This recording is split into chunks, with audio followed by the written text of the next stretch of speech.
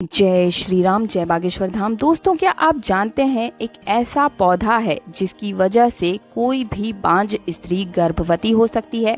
अगर किसी की मनचाही विवाह की इच्छा है तो वो पूर्ण हो सकती है। साथ ही में अगर कोई व्यक्ति किसी से भी शत्रु से अपना छुटकारा पाना चाहता है तो वो भी इच्छा इस पौधे से पूर्ण हो सकती है। तो क्या आपको लगता है कि ऐसा कोई पौधा होगा जिसकी जड़, फल, फूल, पत्ते हर तरह से हमारे लिए उपयोगी होती है? तो मैं बात करने वाली हूँ यहाँ पर बागेश्वर धाम सरकार में। जब एक भक्त ने गुरुजी से ये प्रश्न किया तो उन्होंने इस प्रश्न का क्या हल बताया, साथ ही में वो कौन सा पौधा था जिसकी वजह से कोई भी बरसों पुरानी बांझ स्त्री गर्भ धारण कर सकती है। तो गुरुजी ने स्वयं बताया कि वैसे तो हिंदू धर्म शास्त्रों में कई ऐसे पौधे हैं जो आपके जीवन को सरल बनाते हैं, बल्कि आपके जीवन की हर परेशानी को भी जड़ से समाप्त कर देते हैं। तो आज मैं आपको उसी के बारे में बताने जा रही हूँ। मैं बात कर रही हूँ आक के पौधे के बारे में, जिसे हम मदार भी कहते हैं। इस पौधे की जड़, फूल, पत्ते, फल सभी बहुत गुणकारी है। जीवन की परेशानियों से मुक्ति पाने के लिए और धन प्राप्ति के लिए ये पौधा बहुत ही शुभ माना गया है, क्योंकि ये शिव जी का भी प्रिय पौधा है। ये एक तांत्रिक पौधा भी है। जी हाँ दोस्तों, हम मदार या आंकड़े के नाम से भी इसे जानते हैं। कहा जाता है कि इसका एक टुकड़ा अगर कोई स्त्री कमर में धारण कर ले तो बांझ स्त्री को भी संतान की प्राप्ति हो सकती है। धारण कैसे करना है ये मैं आगे आपको बताऊंगी। और अगर दाहिने भुजा में कोई स्त्री इसे धारण कर ले तो उसे सौभाग्य की प्राप्ति सदा सदा के लिए होती रहती है। शास्त्रों में कहा गया है कि इस पौधे की जड़ में गणेश जी की आकृति कुछ सालों के बाद अपने आप ही बन जाती है। और ये पौधा घर की रक्षा के लिए, तंत्र क्रियाओं के लिए बहुत ही उपयोगी है। अगर आपके घर में नज़र दोष है, टोना टोटका, तंत्र प्रभाव सभी को ये जड़ से समाप्त कर देता है। अगर ये पौधा आपके पास कहीं भी आपके घर के आसपास उग जाता है तो ये बहुत ही ज़्यादा भाग्यशाली बनता है। और आप चाहे तो घर के बाहर भी इस पौधे को जरूर ही लगाइएगा।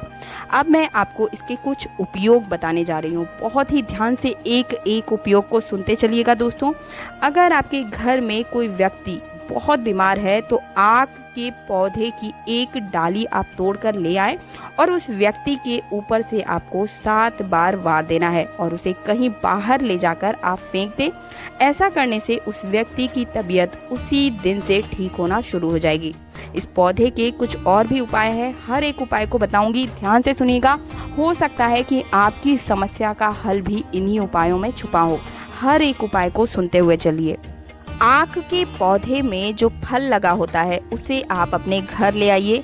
कच्चा या पका कोई भी फल आप ले सकते हैं, लेकिन कच्चा फल मिल जाए तो ज़्यादा अच्छा होगा। फिर आप उसे थोड़ा सा सुखा लीजिए और कोशिश कीजिएगा कि कच्चा फल आपको मिल जाए। इसे थोड़ा सा सुखाकर फिर इस फल की आप पूजा करें। लाल कपड़े में इसे बांधकर इसे तिजोरी में या किसी भी सेफ जगह पर आप रख दीजिए और फिर देखिए कि ये कितना ज़्यादा चमत्कारी है, क्योंकि ये फल आपके जीवन की हर तरह की मुश्किलों से आपको बाहर निकाल देगा।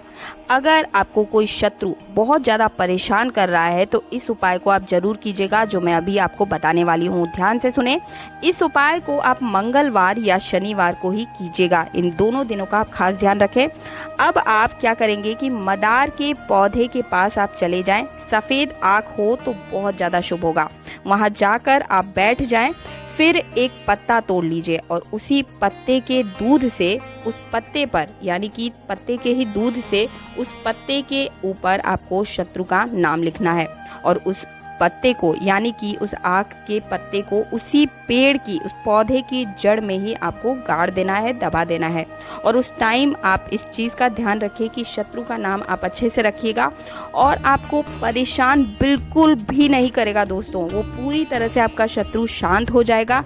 ये प्रक्रिया आपको लगातार 3 मंगलवार या फिर 3 शनिवार तक करनी है। इस चीज का ध्यान रखें दोस्तों। आपका जो शत्रु होगा वो आपका बाल भी बांका नहीं करना पाएगा और उल्टा आपकी हर बात को वो अच्छे से सुनेगा, समझेगा, आपकी हर बात से सहमत होगा। अब मैं आपको बताऊंगी कि आक का पौधा कहाँ लगाना चाहिए, तो घर के अंदर लगाना चाहिए या घर के बाहर। इसके भी वास्तु के नियम हैं दोस्तों। मदार का पौधा जब भी आप लगाएं तो घर के मुख्य दरवाजे के पास यानी कि बाहर की तरफ दाहिनी तरफ ही आप लगाएं, ये बहुत ज़्यादा शुभ होगा। अब मैं आपको बताती हूँ कि अगर आपको किसी भी अपने पसंद वाले व्यक्ति से विवाह करना है तो आपको कौन सा उपाय करना है। बहुत ही जरूरी उपाय है, कीजिएगा जरूर।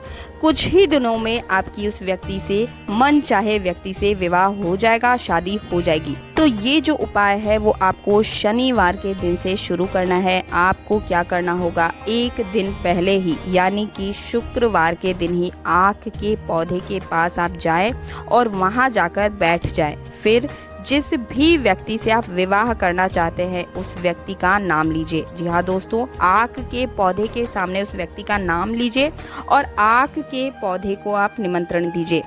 पहले से मतलब कि आपको बता देना है। उसके बाद अगले दिन यानी कि शनिवार के दिन आपको फिर से मदार के पौधे के पास जाना है और वहां जाकर आपको पुष्प ही नहीं तोड़ना है बल्कि उसके साथ ही पत्ते को भी तोड़ना है, यानी कि पुष्प और उसके समेत ही पत्ते को तोड़ना है, अलग नहीं करना है, दोनों को साथ में तोड़ लेना है और उसे लेकर आपको पहुंच जाना है हनुमान जी के मंदिर में। जी हाँ दोस्तों, अब आपको हनुमान जी के चरणों में जो सिंदूर लगा होता है उस सिंदूर से आपको अपनी उंगली में ले लेना है और अपना और उस व्यक्ति का नाम आपको उस जो मदार का जो पत्ता है उसके ऊपर आपको लिख देना है, जिस मनचाहे व्यक्ति से आपको विवाह करना है।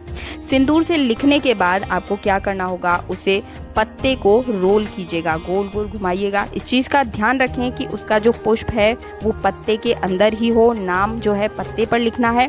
उसके बाद उसे आप मौली से पूरी तरह से बांध दीजिए और उसके बाद आप हनुमान जी के मंदिर में ही यानी कि प्रांगण में ही उसे मिट्टी में गाड़ दीजिए, दबा दीजिए। उसके बाद आप फिर से हनुमान जी के मंदिर में जाएं और अपने विवाह की जो आपकी इच्छा है उसे हनुमान जी के सामने भी बोलें।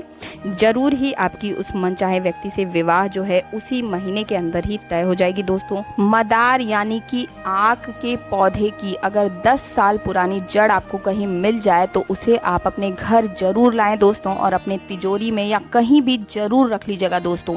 आपके घर में कभी भी